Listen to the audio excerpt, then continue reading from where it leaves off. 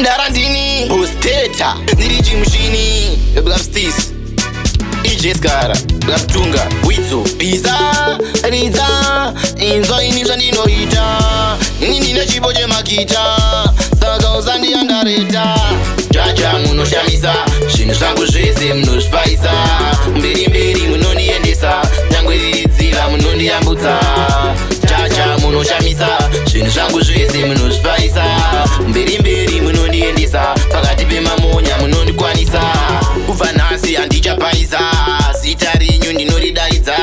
Zvandaitadza ndazozvikwanisa Mweya yakaipa yaindishandisa Ndotenda kuti makandionesa Pese pandairwara makandiporesa Kunyangwe muidzo maindikundisa Saka zita renyu Mwari ndinoridaidza Jaja munoshamisa Zvinhu zvangu zvese munozvifaisa Mberi mberi munondiendesa Nyangwe riridzira munondiyambutsa Jaja munoshamisa Zvinhu zvangu zvese munozvifaisa Mberi mberi munondiendesa Pakati pemamonya munondikwanisa Zvinorema munozvirutsa Nyangwe zvakaoma munozvipfavisa Vavengi munonyadzisa Chida kundipomera kutondisungisa Nzira dzenyu ndoda mundiratidze Mweya yakaipa ishe isandidhonze Ndifambe nemishe ndiri mudhuze Mutemo yenyu Mwari ndinoda mundiudze Jaja munoshamisa Zvinhu zvangu zvese munozvifaisa Mberi mberi munondiendesa Nyangwe riridzira munondiyambutsa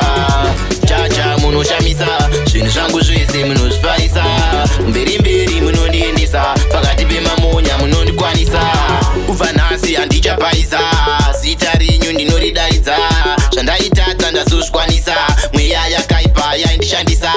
Ndotenda kuti makandionesa Pese pandairwara makandiporesa Kunyangwe muidzo maindikundisa Saka zita renyu Mwari ndinoridaidza Jaja munoshamisa Zvinhu zvangu zvese munozvifaisa Mberi mberi munondiendesa Nyangwe riridzira munondiyambutsa Jaja munoshamisa Zvinhu zvangu zvese munozvifaisa